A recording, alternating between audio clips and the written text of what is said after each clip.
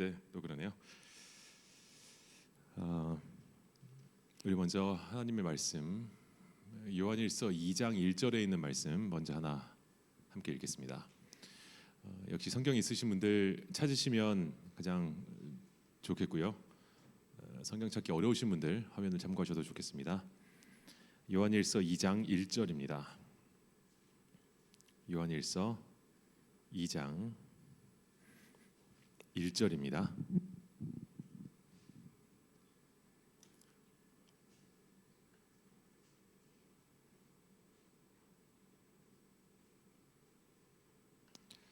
자, 우리 찾으셨으면 한 목소리로 함께 읽어보겠습니다. 나의 자녀들아, 자, 시작. 나의 자녀들아, 내가 이것을 너희에게 쓰면 너희로 죄를 범하지 않게 하려 함이라. 만일 누가 죄를 범하여도 아버지 앞에서 우리에게 대언자가 있으니 곧 의로우신 예수 그리스도시라. 여기까지 읽겠습니다.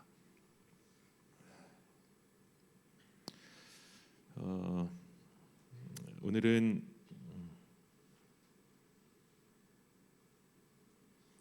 칭의와 심판의 관계, 제가 순서를 좀 바꿔가지고 5번이라고 됐는데 제목은 칭의와 심판의 관계이고 부제는 용서의 범위입니다. 먼저 말씀을 나누기 앞서서 질문 하나 드릴게요. 속으로만 한번 생각해 보세요. 하나님의 용서의 범위가 어디까지일까? 만약에 누군가 여러분에게 와서 당신이 믿는 하나님께서는 어디까지, 누구까지 용서하실 수 있으시냐라고 물어보시면 여러분 뭐라고 대답하시겠어요? 뭐 저희가 사실 나누면 좋은데 뭐 저희가 오늘 뭐 시간이 많지 않으니까 한번 속으로만 한번 생각해 보세요. 과연 하나님은 누구까지 용서가 가능하실까? 하나님의 용서의 범위가 어디까지일까? 아까 우리 장로님 말씀하신 것처럼 제가 이제 믿음에 대해서 말씀을 드리고 있습니다. 이제 어제도 이제 믿음 관련돼서 말씀을 드렸는데 하나님의 선하심과 신실하심, 전지전능하심, 하나님은 선하신 분이시고 그래서 우리를 위하여 가장 좋은 길을 항상 예비하는 분이시고 나 같은 죄인도 그 길을 갈 수 있도록 나를 변화시키실 수 있는 정도의 능력이 있으신 분이시고 나의 과거의 모습과 현재의 상태와 나의 앞으로의 미래까지 다 알고 계시는 전지하신 분입니다. 우리가 하나님을 속여서 구원받는 게 아니에요. 하나님은 우리가 얼마나 연약한지, 우리의 과거의 모습, 현재의 상태, 내가 얼마나 연약한지, 내가 얼마나 아무것도 없는지 하나님 다 아시면서도 이런 나를 구원하실 수 있는 능력이 나에게 있기 때문에 나에게 오라고 초청하시는 거예요. 내가 그럴듯하게, 내가 목사니까 여러분 저를 보시면 뭔가 그럴듯하게 이렇게 보이잖아요. 뭐 되게 뭐 말씀대로 살 것처럼 보이죠? 근데 아니에요. 아닙니다. 우리 다 그럴듯하게 살지만 아니잖아요.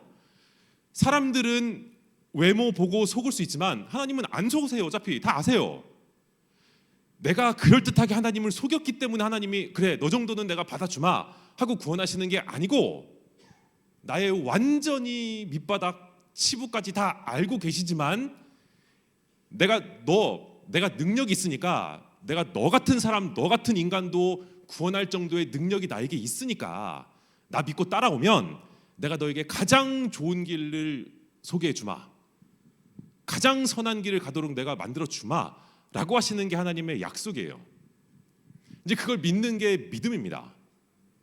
근데 중요한 건 뭐냐면 게다가 하나님은 신실하신 분이에요. 하나님은 그런 마음이 변함이 없는 분이에요. 우리 인간들은 언제는 좋았다가 언제는 또 안 좋았다가 이 사람이 좀 잘해주면 막 이렇게 좀 좋은 관계를 유지하다가 좀 잘못하면 또 관계가 소원해지고 하지만 하나님은 어차피 우리에 대해서 속아서 우리를 사랑하시는 분이 아니기 때문에 하나님은 언제나 그 자리에서 우리를 기다리십니다. 우리가 결심만 하면 손을 잡고 우리를 가장 좋은 길로 인도하실 만반의 준비를 하고 계세요. 사실 이제 말씀드린 것처럼 오늘 다른 주제를 좀 다루려다가 이걸 먼저 좀 이야기를 해야겠다 싶어가지고 제가 특히 하나님의 이 신실하심에 대한 부분, 특히 용서하심과 관련해서 하나님이 어디까지 용서하실 수 있으실까? 이제 오늘 그 부분을 먼저 좀 이야기를 하고 내일 또 이어서 가보도록 하겠습니다. 제가 사실은 예전에 뭐 좀 오래 전 일이에요. 근데 제가 사실 조금 구체적으로 말씀을 드리면 좀 더 흥미롭게 들으실 수 있으실 것 같은데 이게 영상이 나가잖아요. 그래서 이제 아주 구체적인 말씀은 못 드리고 조금 이제 좀 뭉뚱그려서 말씀을 드릴게요. 제가 이제 개인적으로 아는 변호사분이 한 분 계십니다. 이제 변호사분이 한 분 계세요. 그런데 뭐 시간이 좀 된 이야기이긴 해요. 근데 이분이 어떤 사건 하나를 맡으셨는데 이제 변호를 하려고 이제 변호사로서 사건 하나를 맡으셨어요. 근데 그 사건이 그러니까 살인 사건이었어요. 살인 사건이었는데 당시에 꽤 많이 회자가 됐던 언론에도 많이 나오고 대중들도 많이 관심을 가졌던 아주 한동안 떠들썩했던 사건이었어요. 아마 제가 그 범인의 이름을 얘기를 하면 아마 다들 아실 법한 그런 사건이었어요. 근데 그 사건을 제가 아는 변호사분이 이제 맡으셨어요. 근데 제가 이제 이분에게 뭐 이제 개인적으로 좀 친분이 있어가지고 뭐 이런저런 얘기를 하다가 이분이 왜 그 사건을 맡으셨는지에 대해서 들을 기회가 있었습니다. 왜 이분이 그 사건을 내가 맡아야겠다, 변호사로서 변호를 해야겠다 마음을 먹었는지를 들을 기회가 있었어요. 실제로 당시에 이분이 굉장히 사람들로부터 공격을 많이 받으셨거든요.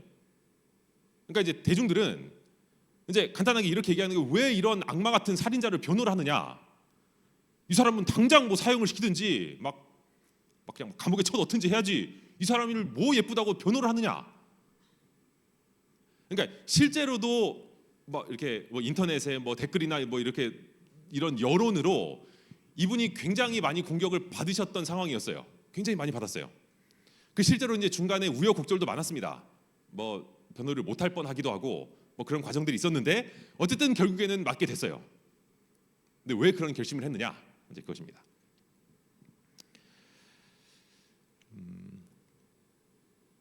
이분이 이제 얘기가 그래요. 당시 언론에서도 그 범인을 이제 그러니까 완전히 이미 악마화 시켜놓은 상황이었고 이미 뭐 언론만 보면 완전히 이 사람은 그냥 정말 뭐 당장 사형시켜도 모자랄 만한 아주 뭐 천하의 나쁜 아주 뭐 막 사이코패스 막 악마 막 이미 여론도 사람들이 그 사건 기사만 나면 밑에다가 댓글을 이 악마를 빨리 죽여야 된다 막 이미 이제 여론 재판은 끝난 상황이었어요. 이미 끝난 상황이었습니다. 근데 이제 어떻게 저렇게 하다가 이분이 이제 어떤 계기로 그 살인 범인을 만났는데 이제 그분 얘기가 그래요. 언론에서나 대중들이 얘기하는 것처럼 그렇게 막 철두철미한 막 사람을 죽이려고 완전 범죄를 꾀하려고 막 치밀하게 계산을 해서 그 피해자를 막 교묘하게 유인을 해가지고 막 죽였다고 막 여론은 그렇게 나오는데 이분이 실제로 만나서 이야기를 해보니까 의외로 굉장히 그 범인이 약간 맹한 스타일이기도 하고 되게 순진무구하더라는 거예요. 그러니까 거기서 일단 인상적이었고 둘째는 이분이 이제 나름 변호를 하려면 그 사건의 실체를 이제 본인이 좀 이해를 해야 되잖아요. 그래야 이제 본인이 변호를 할 거 아닙니까? 근데 이제 포인트는 그 사람이 죄를 안 지었다는 게 아니었어요. 그 사람이 죄를 지은 건 뭐 본인도 그러니까 당사자도 인정을 하고 다 이제 인정이 된 상황이었는데 범인을 저지른 게 계획 범죄였느냐 아니면 어떤 우발적인 상황이었느냐 가지고 이제 변호를 하는 이제 그게 포인트였어요. 그러니까 여론에 나오는 것처럼 이 사람이 막 계획을 해가지고 막 교묘하게 끌어들여서 죽이는 게 아니고 의도하지 않았는데 어떻게 하다 보니까 그렇게 됐다는 거죠. 이제 그러니까 죽인 건 맞는데 이제 그게 변호의 어떤 방향이었어요.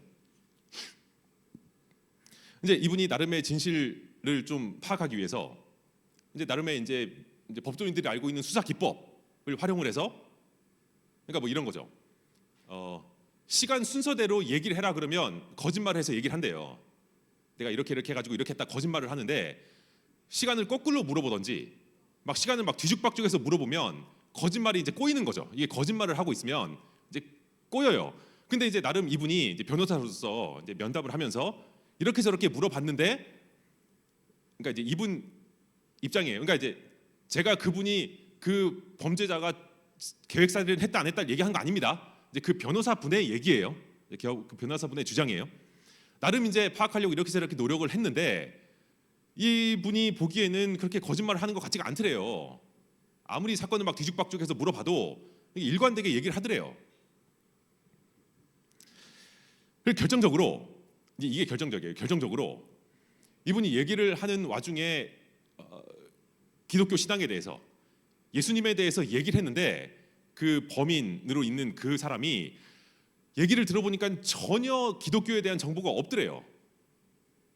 그러니까 얘기를 들어보니까 한 번도 교회를 나가본 적도 없고 성경에 대한 이야기를 들어본 적도 없고 예수님이 어떤 분인지 하나님의 사랑 이런 걸 전혀 소개를 받은 적이 없더래요. 근데 이제 이분이 그런 뭐 과정을 거치면서 성경 이야기도 하고 예수님 이야기를 하니까 이 범인이 물론 이제 언론이나 여론에서는 이미 막 천하의 악당, 막 악마, 막 당장 쳐 죽여도 모자랄 사람 그렇게 이미지가 돼 있는데 이 사람이 굉장히 성경 이야기에 대해서 흥미를 보이면서 이제 성경을 또 선물해 줬는데 그 성경을 가지고 또 뭐 구치소 같은 데서 나름 열심히 읽기도 하고 감동받은 시편의 구절을 적어서 변호사분에게 주기도 하고 이제 그러더래요. 그래서 이제 변호사분이 이제 그 과정에서 굉장히 이제 인상 깊었던 거죠. 그래서 결론입니다. 내가 왜 이 사람 변호를 맡았느냐? 이제 결론이에요. 제가 그 얘기를 듣고 굉장히 인상이 깊었습니다. 이 변호사분이 뭐라고 하냐면 얘기를 나누는 중에 나라도 이 범인, 이 나쁜 놈, 이 악당, 나쁜 놈인 거 맞아요.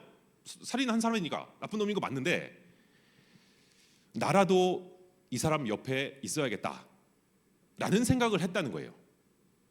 세상 모든 사람들이 손가락질하고 막 당장 때려 죽이라고 하고 있는데 나라도 이 사람이 죄를 저지른 거 맞지만 나라도 이 사람 편에서 변호를 해야겠다.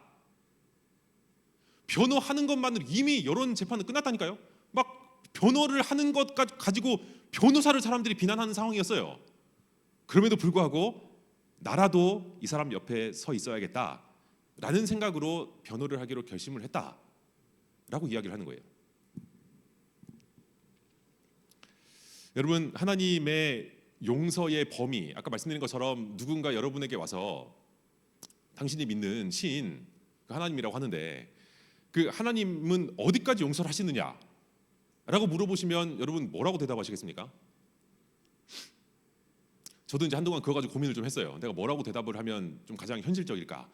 신학적으로 좀 이렇게 어려운 단어 말고 우리가 일상 용어로 어떻게 표현을 하면 가장 좀 이해하기가 쉬울까? 이건 정답은 아니고 제가 그냥 고민해서 제가 생각하는 그냥 표현입니다. 하나님이 어디까지 용서하시는가? 저는 이런 식으로 표현합니다. 하나님 어디까지 용서하시냐? 하나님은 우리가 시험 받을 정도로 용서하신다. 여러분 혹시 이해가 되십니까? 여러분 우리가 하나님의 용서, 뭐 은혜 이런 단어를 굉장히 쉽게 사용하잖아요. 하나님이 용서하신다, 뭐 죄인 용서하신다 이런 표현을 그냥 쉽게 사용하잖아요. 가볍게 아주 마음 편히 사용을 하잖아요. 근데 여러분 하나님께서 어디까지 용서하시는지를 우리가 진짜로 알고 나면 시험 받아요. 방금 했던 그 얘기, 여러분 이제 저는 이제 그 얘기 들으면서 제 3자니까 그 변호사분의 얘기를 들으면서 감동을 받고 저는 인상이 깊었지만 여러분 그 똑같은 얘기를 그 범인이 죽인 그 피해자의 가족들이 듣는다고 생각해 보세요. 내 사랑하는 가족을 지금 이 사람이 죽였는데, 그것도 아주 너무 잔인하게 죽였는데 지금 이 사람에게 교회를 소개를 하고 예수님의 십자가의 용서를 소개를 하고, 그래서 이 사람도 예수님 믿고 구원받는다.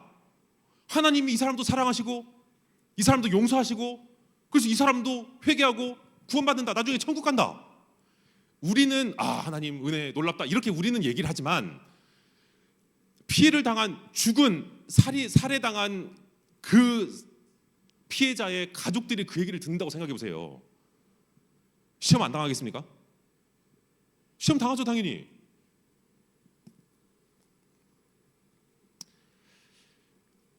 실제로 여기까지 하면 좀 길어지니까 넘어가겠습니다. 우리가 천국 가면 세 가지 놀란다 그러잖아요. 우리가 흔히 약간 우스갯처럼 얘기하지 않습니까? 처음에 세 가지 놀란다 그러잖아요. 처음에 뭐 가지고 놀란다 그러죠? 아니 내가 천국에 왔다니 놀란다 그러죠. 두 번째는 뭐죠? 제가 처음에는 내가 두 번째는 제가, 세 번째는 뭐라 그러죠? 걔는 왜 안 왔지? 세 가지 놀란다 그랬잖아요. 여러분, 우리가 이거 그냥 농담처럼 이야기를 하지만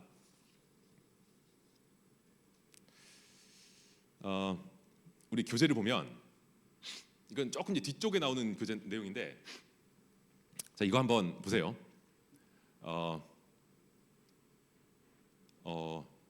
이것만 딱 읽으면 이게 감이 잘 안 오실 수도 있는데 한번 보세요. 자, 천년기 심판을 통해, 자, 우리가 예수님 재림 이후에 천년기가 있잖아요. 천년기 동안 뭐 한다 그러죠? 이제 천년기 심판이 있다 그러잖아요. 그 천년기 심판 동안 뭐 하죠? 이제 왕노릇 하는데,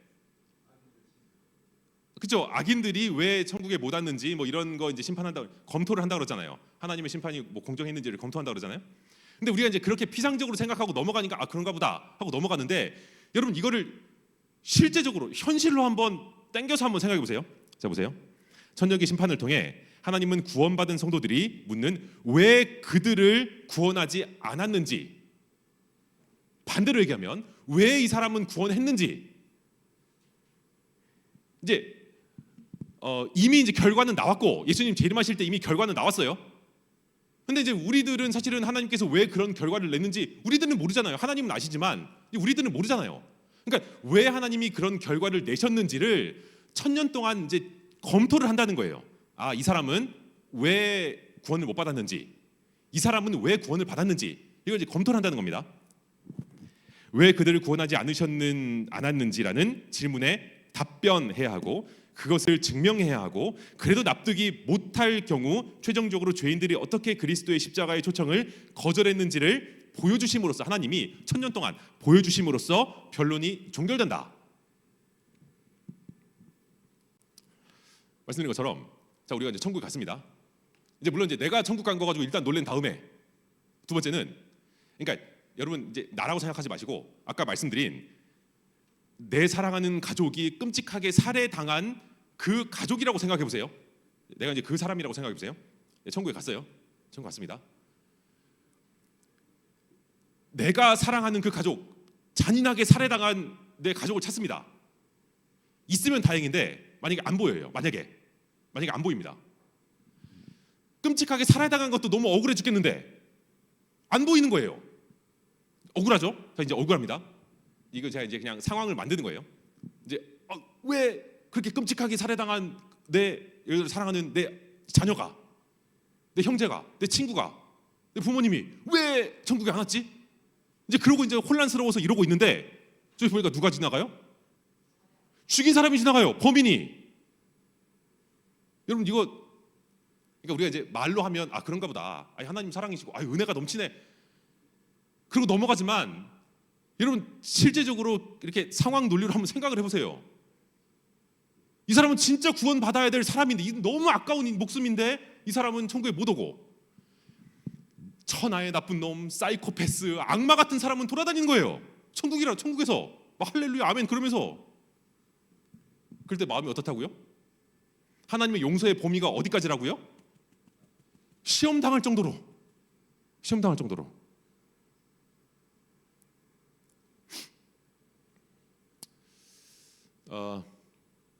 우리가 사실 이제 교회에서 사용하는 단어나 개념들 좀 쉽게 사용하는 경향들이 있는데 우리가 너무 익숙한 단어들이니까. 근데 그 단어들의 진짜 의미들을 생각하면 간단한 단어들이 아닙니다. 하나님의 용서의 범위, 하나님의 사랑의 범위, 하나님께서 어디까지 참으시는가, 어디까지 용서하시는가. 인간적인 생각으로는 시험 당할 정도로, 아니 어떻게 하나님 이 사람까지 용서하십니까? 할 정도로 용서를 하신대요. 아니, 어떻게 하겠어요? 하나님 용서하신다는데.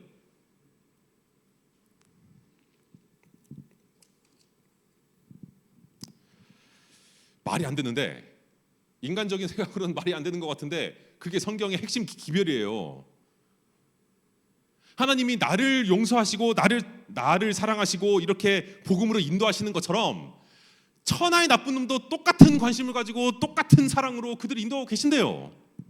그리고 그 사람도 회개만 하면 용서를 하시고 구원을 주신대요. 이게 말이 됩니까? 천년 동안 뭐 한다고요? 그걸 검토한다는 거예요. 왜 내 사랑하는 아들, 내 사랑하는 딸은 하늘나라를 못 왔는지 하나님 너무하신 거 아닙니까? 근데 하나님 보여주시는 거예요. 이래저래서 그렇게 됐다. 왜 저 나쁜 놈은 하늘나라 왔습니까? 저 사람은 십자가를 의지했는데 어떻게 하냐? 왔지 당연히. 하나님 십자가 믿는데 어떻게 하냐? 당연히 구원해야지. 1000년 동안 보여준다는 거예요. 1000년 동안. 그러니까 여러분 하늘나라 가면 그 1000년 동안은 아마 난장판이 벌어질 수도 있습니다. 사람들이 이해를 못하니까. 왜 이 사람은 구원 받았는지, 왜 그 사람은 구원 못 받았는지.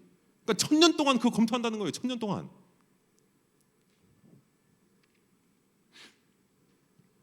여러분 이거 잘 이해하셔야 됩니다.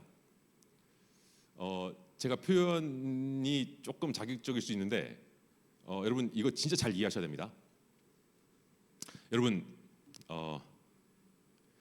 오늘 딴 거 다 잊어버리셔도 요거 하나 기억하시면 오늘은 본전 뽑으시는 거예요.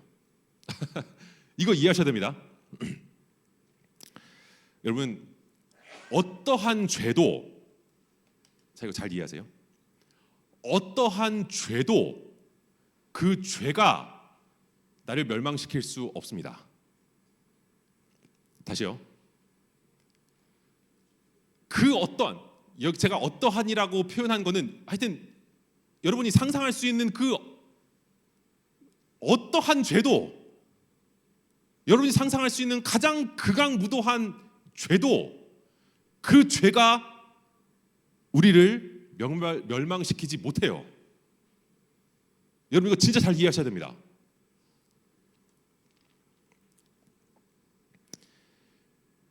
회개하기만 하면, 이건 이제 제가 회개는 내일 다룰 겁니다. 회개를 내일 다룰 건데 어쨌든 이제 회개가 전제가 되지만 어쨌든 회개를 하기만 하면 그 죄가 우리를 절대로 멸망시키지 못해요.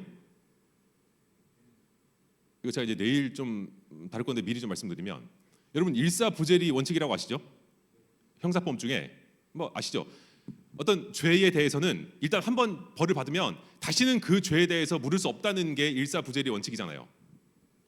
근데 여러분 우리가 십자가에 대해서 이야기할 때, 뭐 내일 좀 더 얘기하겠지만 우리가 십자가에 대해서 이야기할 때 어떻게 이야기합니까? 우리의 과거의 죄와 현재의 죄와 미래의 죄까지 예수님이 다 짊어지시고 십자가에서 돌아가셨다. 일사부재리예요. 그러니까 표현이 좀 이상하지만, 여러분 이건 표현이 이상하다는 걸 감안하고 들으세요. 표현이 이상하지만 앞으로 우리가 어떤 죄를 지어도, 그러니까 표현이 좀 이상하지만, 그러니까 우리가 죄를 안 짓고 살려고 노력을 하지만 뭐 결과적으로 죄를 지을 수 있잖아요. 안 지어야 되지만 우리가 죄를 안 지어야 돼요. 안 짓는 게 맞아요. 맞는데 뭐 현실적으로 죄를 지는 경우들이 있잖아요. 안 지어야 되지만 짓는 경우들이 있잖아요. 근데 이미 그 죄에 대한 형벌을 누가 받으셨다고요?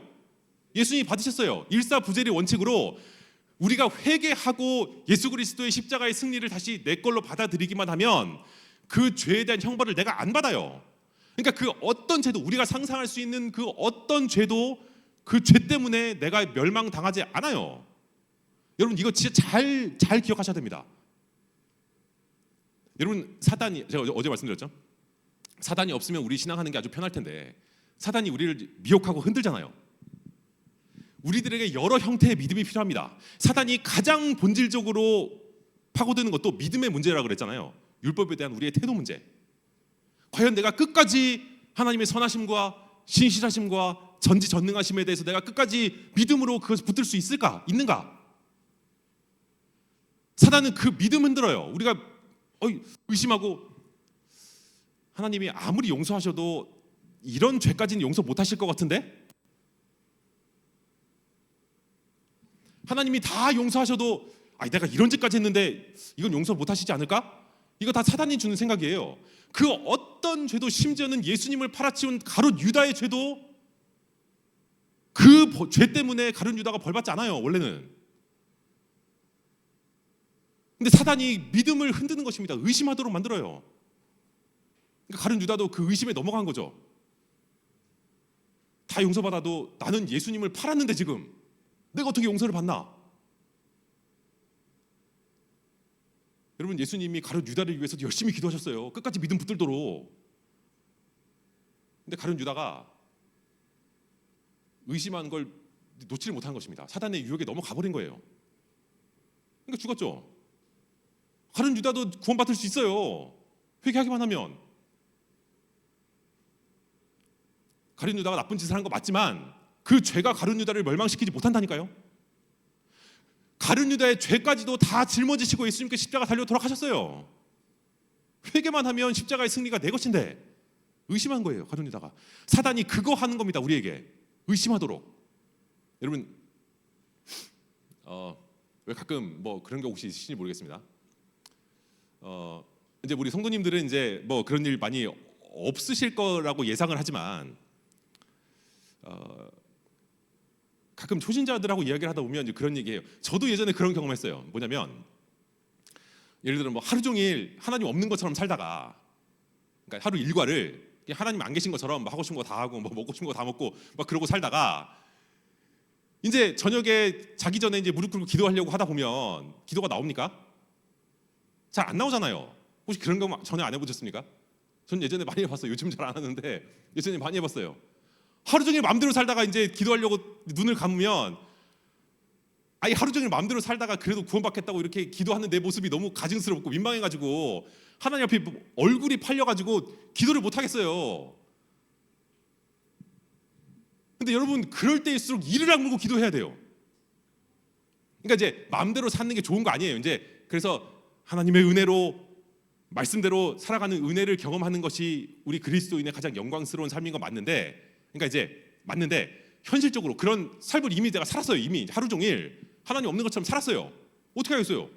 이미 그렇게 살았는데,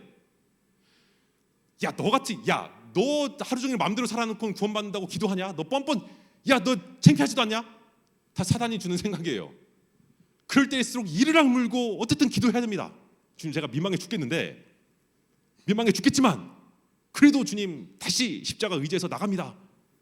믿음으로 나갑니다. 주님 도와주십시오. 저에게 다시 한번 변화된 심령을 허락하시고 정직한 영을 주님 새롭게 하시고 정한 마음을 창조해 주십시오라고 무릎 꿇고 이를 악물고 나가야 돼요. 그게 하나님께서 원하시는 거예요. 그래서 예수님 십자가 지신 거예요.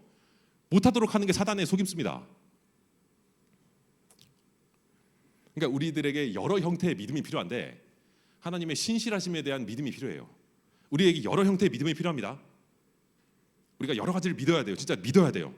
믿는데 그 중에 가장 중요한 믿음 중에 하나가 하나님의 용서하심에는 한계가 없다는 사실을 믿는 믿음이 우리들에게 필요한 것입니다. 그런 끔찍한 죄를 저지른 사람도 용서하신다는데 우리는 그 정도는 아니잖아요. 그러니까 우리가 언제 어느 때라도 나가면 하나님은 무조건 받아주세요. 무조건 받아주세요. 제가 이제 계속 말씀드리지만 역시 여러분, 낙심하는 거 의미 없습니다. 시간 낭비예요. 낙심하는 거. 낙심을 왜 합니까? 낙심할 필요 없어요. 나한테 기대를 하니까 낙심하는 거예요. 기대할 거 없어요. 어차피 아무것도 없어요. 애초에 하나님도 나에 대해서 그렇게 큰 기대 안 하세요. 원래는 넘어져도 다시 일어나서 오는 걸 원하시지. 물론 우리가 하나님 안에서 변화된 삶을 살면 다 행복한 삶을 살 수 있습니다. 그게 우리의 삶의 목표인 거 맞아요. 근데 현실적으로 넘어졌다 손 치더라도 아이 끝났 또 넘어졌네. 내가 어제도 넘어졌는데 내가 다시는 안 그래야지 그랬는데 또 넘어졌네. 아이 나는 이제 안 되나 보다. 아니에요. 그런 거 없어요. 안 되는 거 없어요. 다시 무릎 꿇고 이를 악물고 십자가 앞으로 나가야 돼요. 십자가만 붙들면 여전히 우리들에게 구원의 기회가 있습니다. 십자가를 못 붙들도록 하는 게 사단의 미혹인 거지, 십자가를 붙들기만 하면 사단이 뭐라고 못해요. 일사부재래요. 끝났어요. 죄에 대한 형벌은 이미 예수님이 지셨습니다. 뭐 시간이 많이 갔지만 제가 몇 가지 예를 좀 더 들어볼게요. 여러분 성경을 보면 다른 건 다 용서받아도 용서 못 받는다는 죄가 하나 있죠. 그게 뭡니까? 성령을 이제 거부하는 죄, 모욕하는 죄, 우리가 이렇게 표현을 하죠. 성령을 모독하는 죄는 구원을 못 받는다. 여러분 이게 무슨 의미일까요? 하나님이 자 내가 다 용서해 주는데 너 감히 성령을 모독했어? 넌 안 돼. 이렇게 하시는 겁니까? 아니에요. 성령을 모독한다는 말이 무슨 말이죠? 맞아요. 성령이 지금 우리가 사실은 회개하는 것도 내가 마음 먹고 회개하는 거 아니잖아요. 성령 하나님이 우리 마음속에 회개하도록 우리를 호소하고 초청하시는 그 초청에 내가 응답하는 게 회개인데, 그러니까 우리가 살면서 끊임없이 성령 하나님께서 회개해라 예수님 십자가를 붙들어라 끊임없이 호소를 하시는데, 우리가 그 호소를 끝까지 거부하고 끝까지 거절하고 십자가 안 붙들고 죽었어요.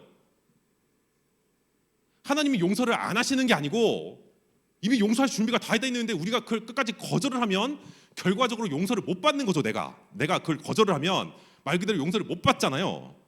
그러니까 그 사람은 용서를 못 받는 거죠. 말 그대로 하나님 용서를 안 해주시려고 하는 게 아니고 그 사람은 거절하니까 결과적으로 구원을 못 받는 거예요. 여러분 은혜의 시기가 끝나면 뭐라고 얘기하죠? 의인은 의인으로 남고 죄인은 죄인으로 남는다 그러잖아요. 여러분 이거 어떻게 이해하십니까?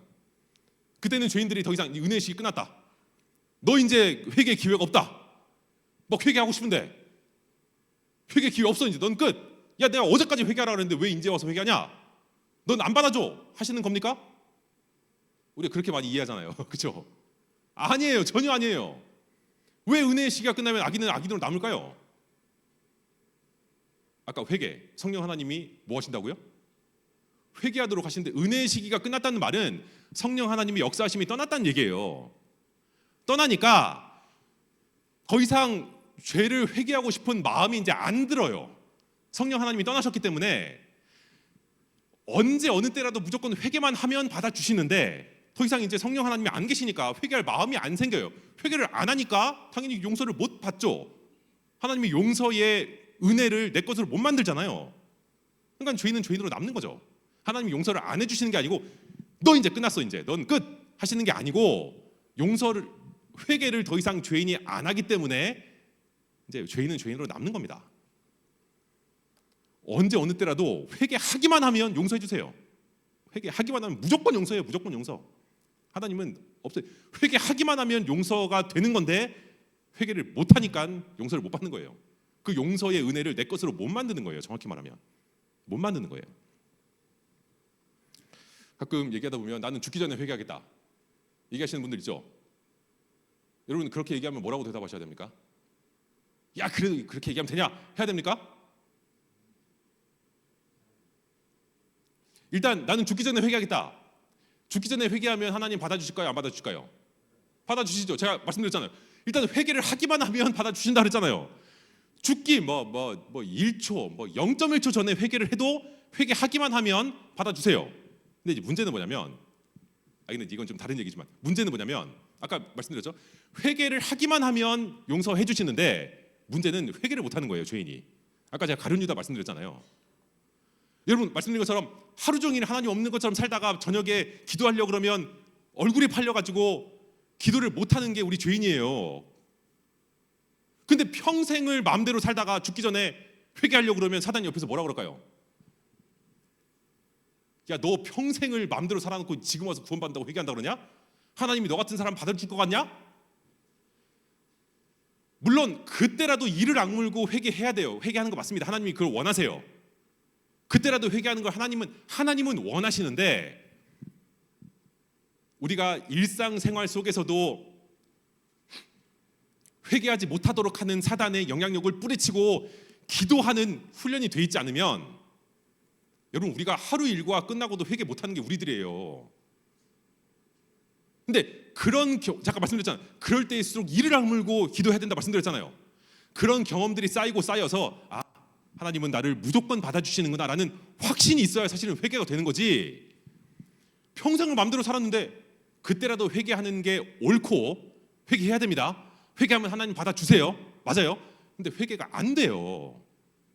되면 다행이지만 안 될 확률이 너무 커요. 리스크가 너무 커요. 왜 그런 위험천만한 행동을 합니까? 지금 그냥 열심히 훈련하고 연습해 놓는 게 나아요. 안 된다니까요. 아까 말씀드린 것처럼 가룟 유다, 예수님이 가룟 유다를 위해서 그 전날 밤에 엄청 열심히 기도하셨어요. 시대에서만 보면 나오잖아요. 이 가룟 유다의 구원을 위해서 엄청 열심히 기도하셨어요. 게다가 예수님이 가룟 유다에게 몇 번의 기회를 주셨습니까? 너 그렇게 하지 마라. 너 지금 하려는 거 하지 마라. 그럼 안 된다. 차라리 가룟 유다는 안 태어났으면 좋았을 걸. 하나님 입장에서는 가룟 유다 예수님을 100번 1000번을 팔아도 그래도 구원하고 싶으신 게 하나님의 마음, 예수님의 마음인데, 가룟 유다가 죄책감 때문에 그걸 못 받아들이는 거예요. 본인이 내가 하나님 아들을 팔아버렸구나. 사단이 와가지고 야, 너 예수님 팔았어. 너 지금 용서받을 수 있을 것 같아? 회개해서 구원 받으면 천만다행인데 안 될 확률이 너무 커요. 위험천만한 행동이에요. 그거는 지금 미리미리 나와서 성경에, 그러니까 믿음이 뭔지에 대해서 좀 배우기도 하고, 내가 저기까지 예수 하나님의 용서의 범위는 끝이 없대. 야, 나 같은 사람 다 구원받을 수 있대. 어떤 죄도 그 죄가 나를 멸망시키지 못한대. 이런 얘기를 좀 들어야 나중에 어떤 삶을 살았더라도 회개를 하고 용서를 구할 수 있지. 평생을 마음대로 살아놓고 어떻게 회개를 합니까? 회개를 하면 무조건 용서인데 회개를 못하는 거예요. 그러니까 용서를 못 받는 거죠.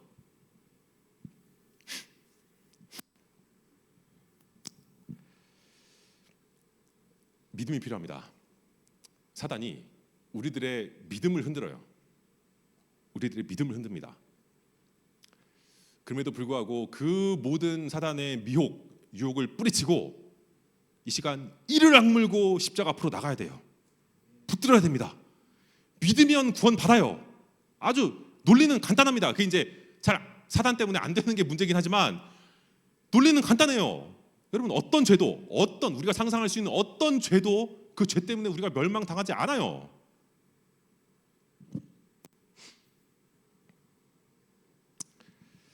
아까 이제 처음에 서두에 읽은 말씀이죠. 나의 자녀들아, 내가 이것을 너희에게 쓰면 너희로 죄를 범하지 않게 하려 함이라. 자, 우리가 죄를 범하지 않는 삶을 사는 게 우리 그리스도인 삶의 목표인 것 맞습니다. 맞아요. 근데 현실적으로, 그래도 죄를 범하지 않는 것이 맞는데 정답인데, 근데 현실적으로 만일 누가 죄를 범하여도 어떻게 하겠어요? 죄를 범했는데 이미 끝났습니까? 끝난 인생, 이미 버린 몸, 난 더 이상 희망이 없구나. 천만의 말씀 아니에요. 우리에게 대언자가 있다라고 얘기했는데 곧 의로우신 예수 그리스도시라고 했잖아요. 여기서 이제 대언자라는 단어가 원어로 보면 파라클레토스입니다. 파라클레토스, 변호사라는 뜻이에요. 변호사. 우리에게 변호사가 있다는 말이에요. 아까 제가 처음에 이제 말씀드린 제가 아는 변호사분, 세상에서는 이미 때려 죽일 천하의 악마라는 이미 판결이 끝난 사람이지만 나라도 이 사람 옆에 있어야겠다라고 생각을 했다 그러잖아요. 제가 그러면서 제가 그 얘기를 들으면서 이 변호사라는 이 직업이, 물론 이제 변호사 중에서도 이제 못된 사람들 많습니다. 우리가 흔히 얘기하는 것처럼 거짓말하는 사람도 많고 사기꾼 같은 사람들도 많아요, 변호사들 중에. 근데 그거 말고 이제 그런 거 말고 진짜 소명 의식을 가지고 한다면, 이 변호사라는 직업이 진짜 고귀한 가치 있는 직업이구나.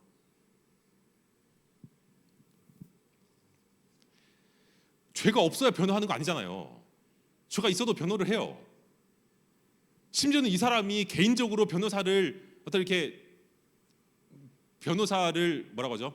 수임할 그런 능력이 안 되면 국가에서 국선 변호사라도 붙여줘요. 이 사람이 아무리 죄가 있어도 적어도 한 명은 옆에 서 있으라는 거죠. 여러분, 성경에서 예수님을 우리를 위해 대언하시는 변호사로 소개한다는 표현, 굉장히 놀라운 표현입니다. 우리가 죄가 없는 게 아니에요. 아까 처음 말씀드린 것처럼 하나님이 우리에게 속아서 우리 사랑하시는 거 아니에요. 우리가 그럴듯하게 포장을 해가지고 목소리 깔고 하니까 얘는 좀 거룩한가 보다, 내가 얘를 위해서는 좀 뭔가를 해야겠다 하시는 거 아니에요. 우리의 일거수일투족, 우리의 치부까지 다 아세요. 전지하시잖아요. 전지 다 아세요. 전지하시잖아요. 알면서 사랑하시는 거예요. 그러니까 진짜 사랑이죠. 진짜 사랑. 다 아는데 사랑하시는 거예요. 그럼 내가 언제 어느 때라도, 네가 언제 어떤 상황이 있더라도 내가 너 옆에 있으마라고 지금도 말씀하시는 거예요. 변호사가 천하의 나쁜 그 인간 옆에 변호사 한 명 서 있는 것처럼 우리가 어떤 죄를 지어도, 말 그대로 진짜 어떤 죄예요. 우리가 상상할 수 있는 어떤 죄를 지어도 우리 옆에 예수님 계시는 거예요. 우리를 위해서 변호하시는 겁니다. 여러분, 우리가 이제 조금 넘어가서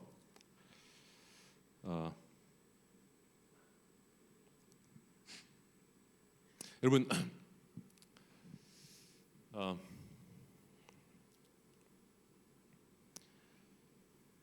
우리가 이제 착각하는 것 중에 하나가 뭐냐면, 교회 다니면 복 받는다는 표현을, 이걸 이제 세상적으로 이렇게 기복적으로만 우리를 이해를 하면, 교회 다니면 뭔가 교회 안 다니는 사람보다 뭐 돈도 좀 많이 벌고, 뭐 좋은 대학도 가고, 공부도 잘하고, 고통도 좀 많이 좀 덜 경험을 하고, 이런 걸 우리가 기대를 하는데, 여러분, 그리고 성경에서 그런 걸 찾으려고 많이 노력을 하는데, 여러분, 성경에 하나님 열심히 믿으면 고통이 없다, 너 나 열심히 믿으면 내가 너 삶의 고통을 없애주겠다는 약속은 사실은 없어요. 한번 찾아보세요. 없어요. 우리가 그런 것처럼 이해하는 성경절, 그런 식으로 우리가 해석하는 성경절은 몇 구절이 있긴 한데, 정확히 말하면 너 나 열심히 믿으면 네 삶에 고통이 없을 것이다 라는 말씀은 없어요. 사실은. 뭐 시간이 많이 갔으니까 좀 넘어가서 말씀드리면, 나 열심히 믿으면 고통을 없애주마라는 약속은 없어요. 단 분명한 약속이 하나 있는데, 내가 너와 함께 하겠다는 약속은 그거예요. 하나님이 우리들에게 약속하시는 건 그거예요. 내가 너와 함께 하겠다. 네가 기쁠 때도 함께 하고, 슬플 때도 함께 하고, 행복할 때도 함께 하고, 불행할 때도 함께 하고, 잘 나갈 때도 함께 하고, 안 나갈 때도 함께 하고, 내가 세상 끝날까지 너희와 항상 함께 있겠다. 세상 끝날 이제 역사의 끝도 당연히 포함이 되지만, 네 인생의 끝이라도, 네가 완전히 세상으로부터 이 인간이 구제불능이다, 예를 들어 인간 쓰레기다, 사람들이 다 손가락질하고 막장으로 가도 끝날까지 어떻게 한다고요? 세상 사람을 다 떠나도 나는 너하고 있겠다는 거예요. 네 옆에 나 있다. 이미 버린 인생 없어요. 너 죄 때문에 지금 이렇게 고생하고 있는데, 다시 한번 십자가 붙들고 다시 한번 시작해보자. 나 너 같은 사람도 구원할 능력 나한테 있으니까 걱정하지 말고 나 믿고 따라오면 내가 가장 좋은 길로 널 인도해 주마. 가장 좋은 길로.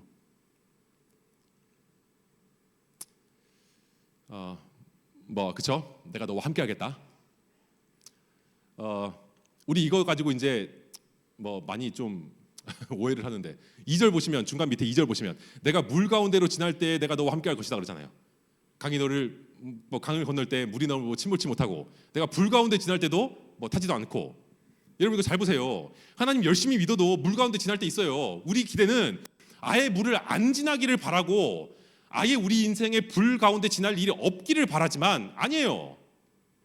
하나님 열심히 믿어도 물 가운데 지날 때 있고요, 불 가운데 지날 때 있고요, 때로는 실패하기도 하고요, 돈이 없어가지고 고난 중에 있을 때도 있고요, 열심히 기도하고 시험 공부했는데 시험이 떨어질 수도 있고요, 우리 허윤기 목사님 또 부친상 당하셨지만 사랑하는 가족으로 이럴 때도 있어요. 교회 열심히 다니면 뭐 다 뭐 영혼한 삶은 여기 삽니까? 아니에요. 물 가운데 지날 때도 있고 불 가운데 지날 때도 있는데, 너 교회 열심히 다닌다고 내가 그런 거 없애주지는 뭐 않지만 분명한 약속, 네가 물 가운데 지날 때도 불 가운데 지날 때도 내가 너와 함께하겠다. 여러분, 이거 붙들고 가는 겁니다.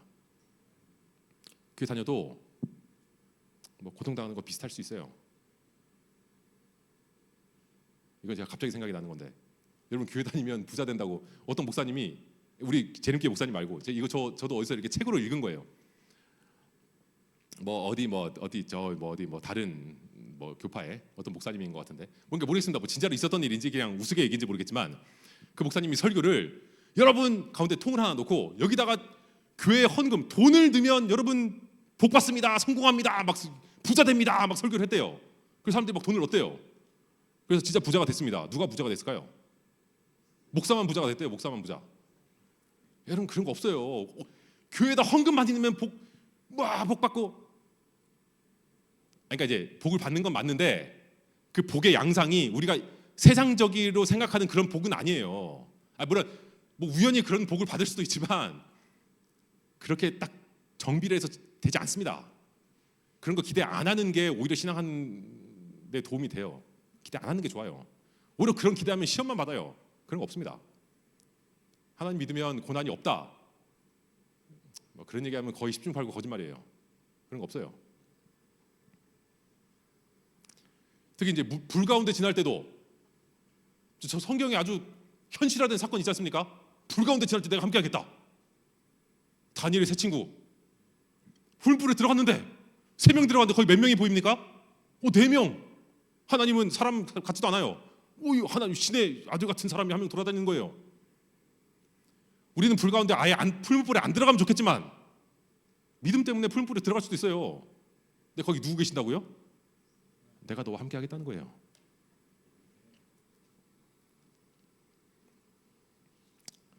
와, 근데 제가 오늘 절반도 못했는데 제가 심판 얘기도 좀 하고 싶었는데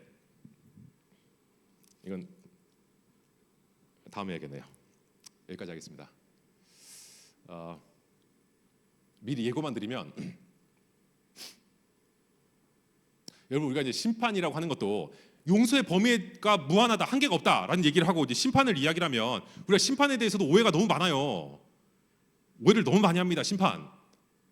근데 여러분, 심판이 없으면 뭐 설명은 다음에 하고, 여러분 심판도 하나님의 사랑의 표현 방식입니다. 사랑하시니까 심판하시는 거예요.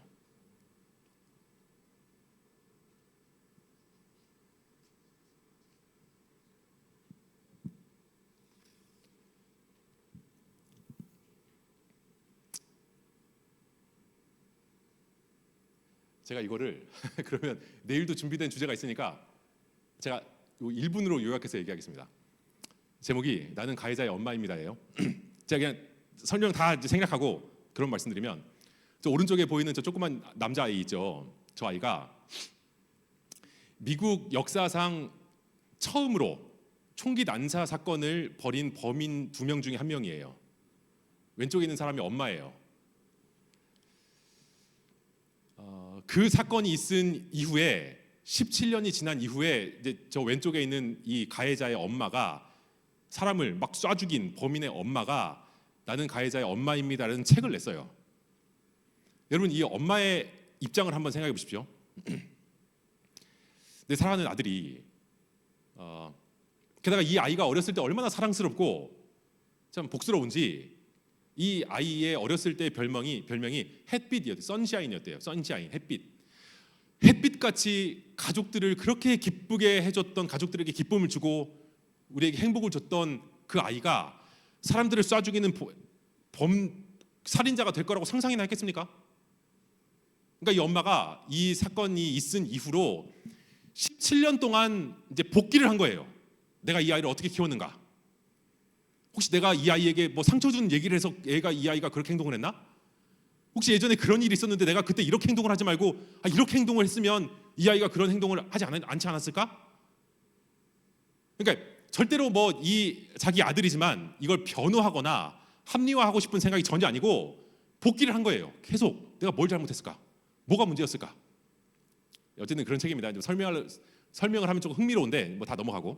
근데 제가 이제 이 책 중에서 개인적으로 가장 인상 깊었던 구절이 있습니다. 뭐냐면 이제 어느 날 이제 직장에서 일을 하고 있는데 뉴스에 자기 아이가 다니는 고등학교에 지금 살인자 2명이 총을 가지고 총을 쏘고 있다는 거예요. 처음에 아들이라고 상상이나 했겠습니까? 이제 내 아이가 위험하다는 생각을 하면서 이제 차를 가지고 아들을 데리러 이제 가고 있었던 거죠. 막 가고 있었어요. 전화가 왔습니다. 전화를 받으니까 경찰이라는 거예요. 이 엄마가 마음이 철렁했대요. 무슨 일인가? 경찰한테 전화가 왔다는 건 아들이 죽었다거나 뭐 범인이라거나 뭐 그런 얘기잖아요. 그러니까 좋은 얘기가 아닐 거잖아요. 철렁했대요.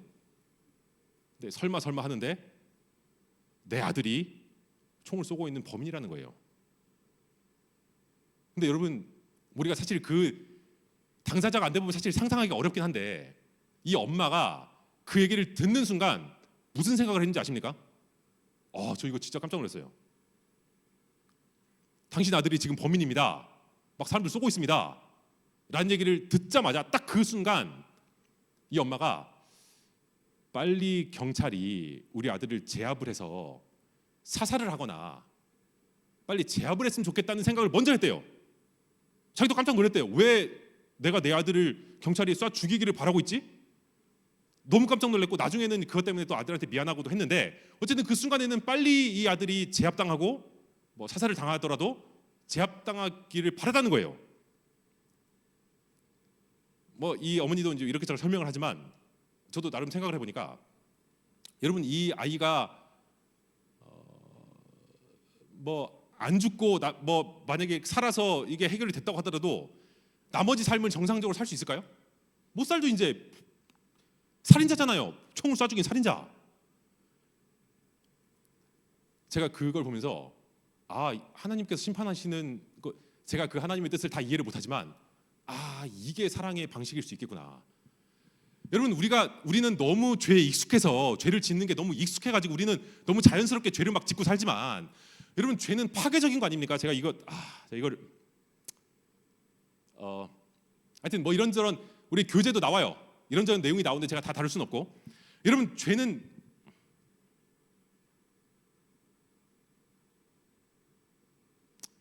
어쨌든 그렇습니다. 죄의 본질은 파괴성이에요. 파괴성입니다. 우리가 죄를 짓고 사는 건 우리가 옆 사람을 공격하는 것도 있지만 나를 공격하는 것도 있어요. 우리가 총을 들고 쏘지는 않을 뿐이지 우리가 죄를 짓고 사는 건 옆 사람에게 상처를 주고 나에게 막 상처를 주고 사는 거예요. 사실 죄된 삶이라는 게. 여러분 우리의 이러한 죄의 역사가 무한정 길어지는 게 하나님 뜻이 아닙니다. 어느 순간 정리가 돼야 돼요. 죄인의 삶은 마감이 되는 게 죄인에게 그게 복음이고 그게 은혜예요. 죄를 계속 지으면서 영원히 사는 게 은혜가 아니에요. 죄는 마무리가 돼야 됩니다. 30분 넘었으니까 제가 내일 좀 더 이어서 할게요. 여러분 죄인들이 하는 가장 허망한 노력 중에 하나가 하나님께서 우리들을 선택하시고 우리를 인도하시는 이유를 내 속에서 찾는 겁니다. 내 속에서 없어요. 찾아봐야 없어요. 아무리 찾아봐야 없습니다. 없어요. 제가 계속 믿음 말씀을 드리지만 우리들에게 있는 유일한 방법, 유일한 해결책, 예수 그리스도의 십자가 붙드는 것 외에는 없어요. 하나밖에 없습니다. 넘어져도 또 붙들고 일어나고 선하심, 용서하심에는 한계가 없다는 사실을 믿으면서 그 믿음으로 나가서 도와주십시오. 주님 다시 저를 붙들어 주십시오. 또 넘어졌는데 주님 손 붙들고 믿음으로 예수 그리스도의 십자가 승리 붙들고 다시 일어납니다. 주님 도와주십시오. 도와주십시오. 믿는 사람만 할 수 있어요. 못 믿으면 못해요. 우리들에게 믿음이 필요합니다. 사단의 모든 유혹을 물리치고 끝까지 믿을 수 있는 믿음을 유지하시는, 믿음을 붙드시는 저 여러분 되기를 바라면서 말씀 마칩니다. 제가 기도하고